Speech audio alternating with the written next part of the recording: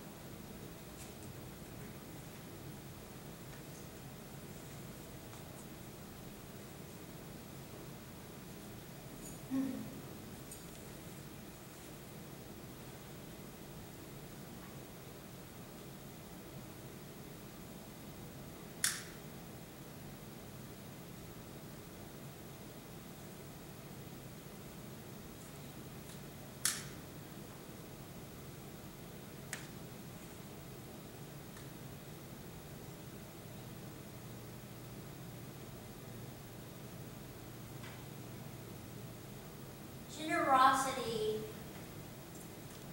is a very fragrant offering.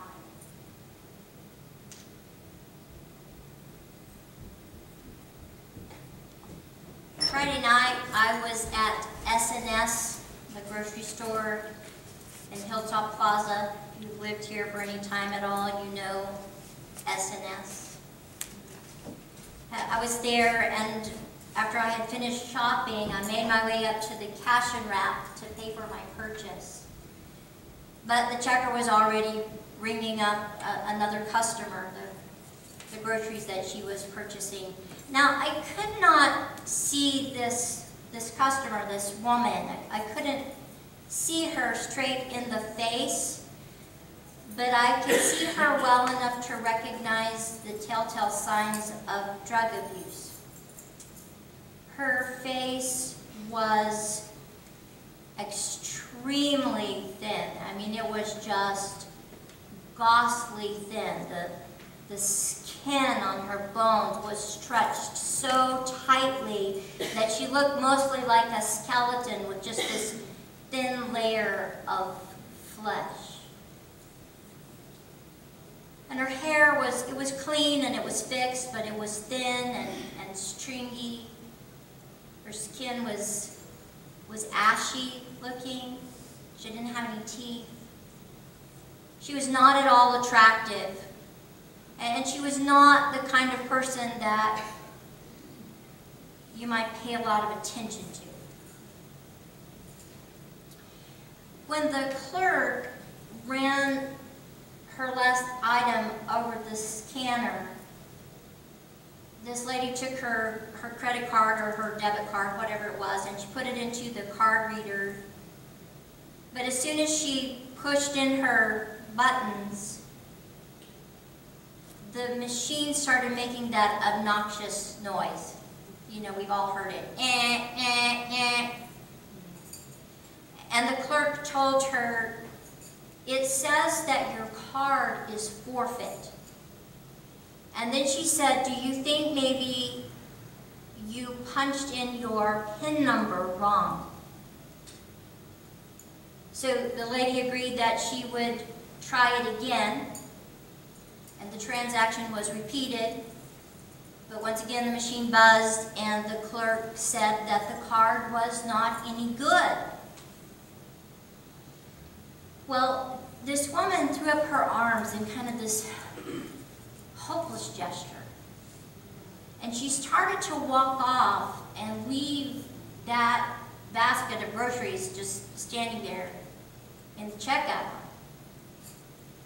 But before she could go, a middle-aged woman in sandals and a sleeveless t-shirt came around the battery display.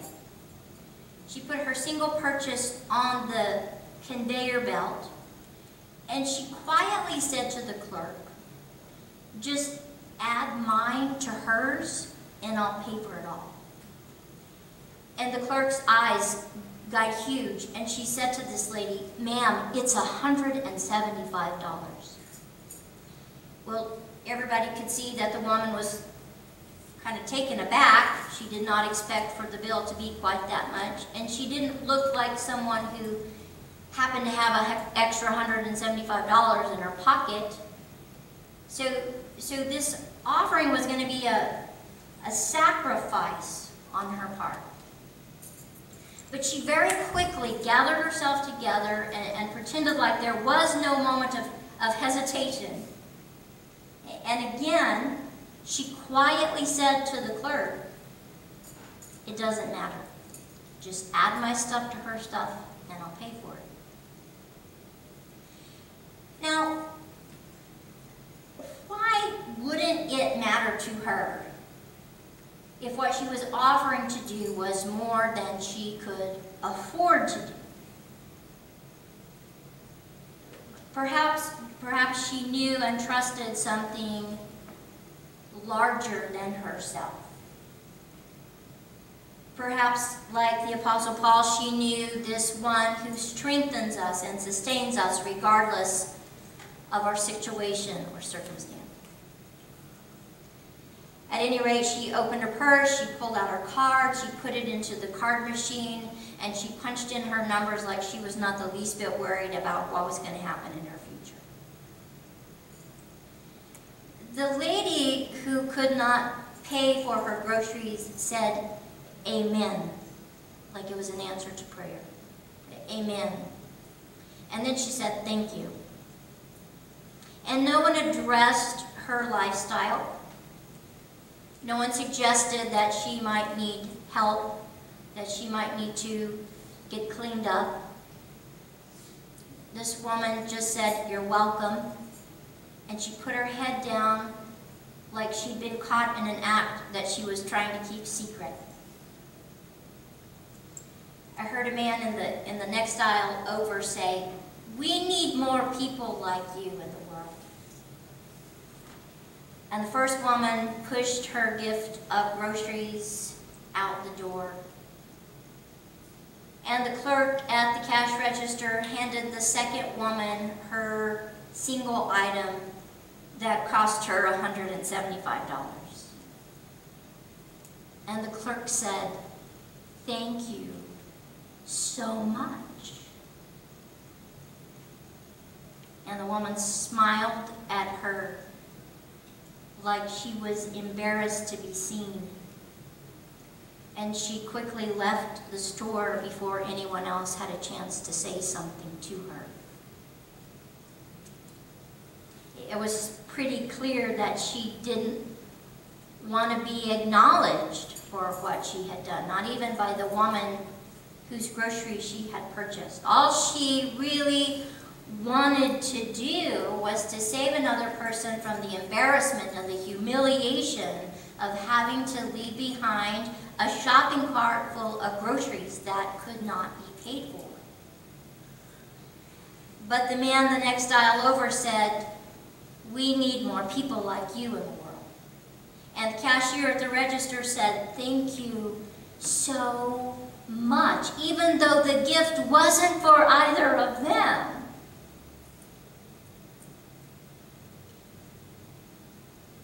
And you know why I think that is?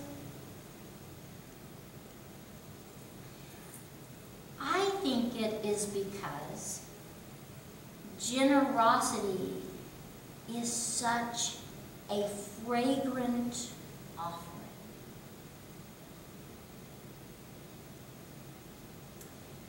The Apostle Paul concludes this letter to the Philippian church with a little thank you note that he tags on to the end. Understand that he is in prison. We've talked about that, right? And so he has no means really to support himself. So this faithful church in Philippi sent him a monetary gift. And I say that they are are a faithful congregation because there's evidence of that in the text that I just read a few moments ago. Paul mentions that when he left Macedonia to pursue his missionary career, this was the only church that supported him financially. And they continued to support Paul in his work for a number of years.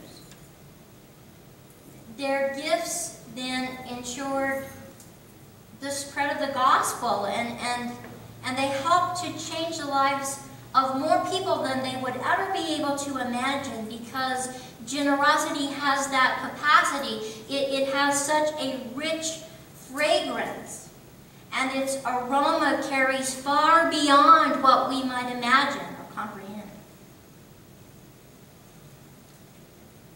I'm fortunate enough to know a little bit about generous congregations, faithfully generous congregations. I have served beside some very open-handed people in the last 16 years.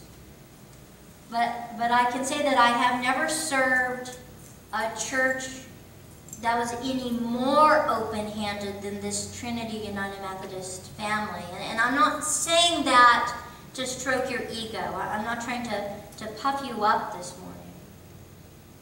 I only want to kind of reverberate what Paul wrote to those Christians in Philippi. What you cheerfully do for the sake of love.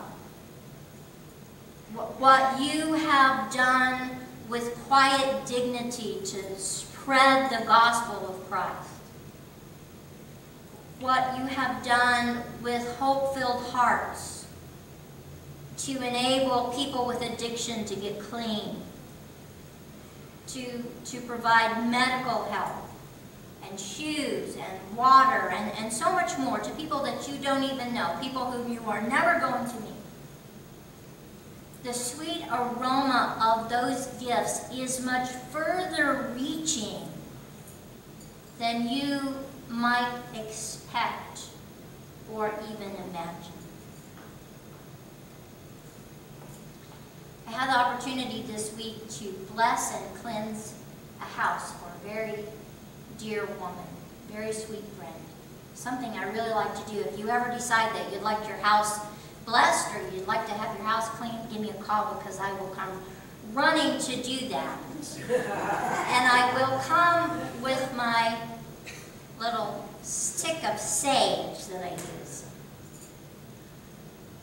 I light it on fire, and I go through every room of the house, and I pray for God to cleanse and to bless and to fill every room of that house.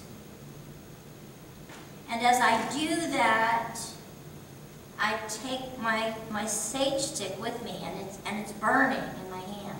So when I'm finished, the house is completely filled with smoke. In fact, this week I set off a smoke detector. The house is completely filled with smoke.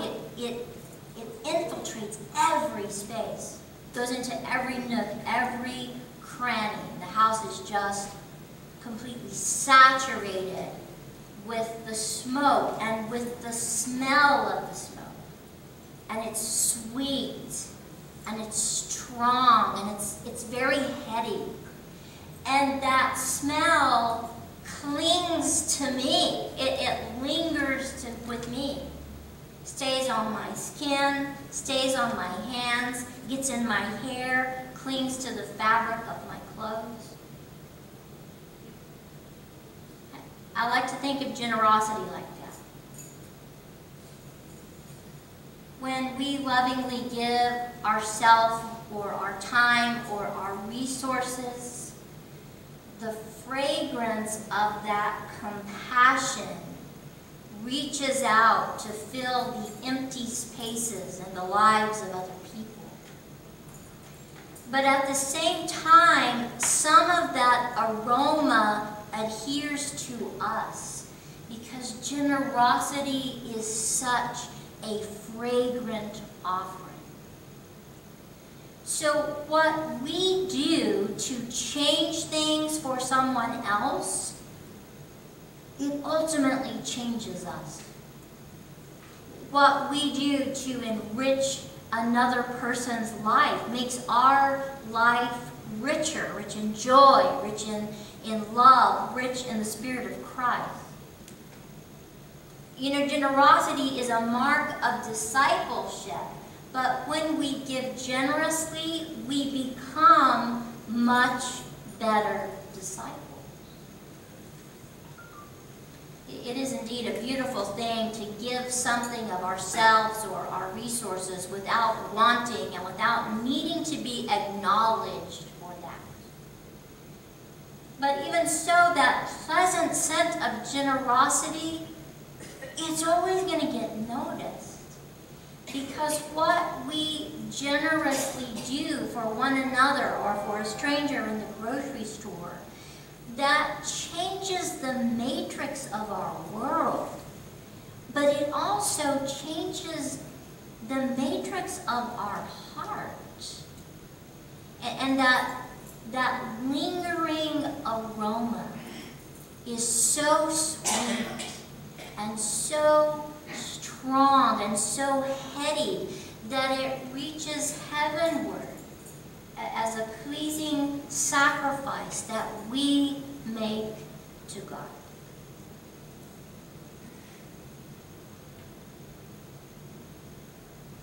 I've been wondering since Friday night about that woman in the grocery store. I'm wondering about her still this morning, and I'm talking about the woman who received the groceries.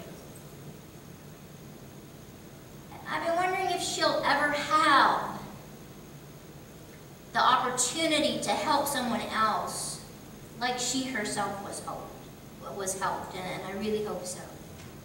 Truly hope so. And I hope we all have that opportunity.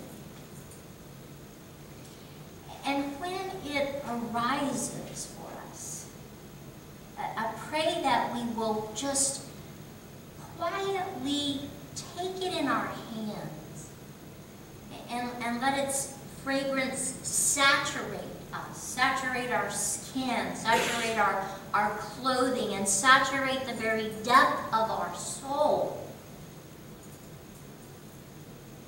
I hope we'll always continue to sacrifice to our God this fragrant offering of generosity, which is the language of love, and the very essence through the gospel is spread. May that fragrance be found in us and on us. May it be found in each of our lives. Amen.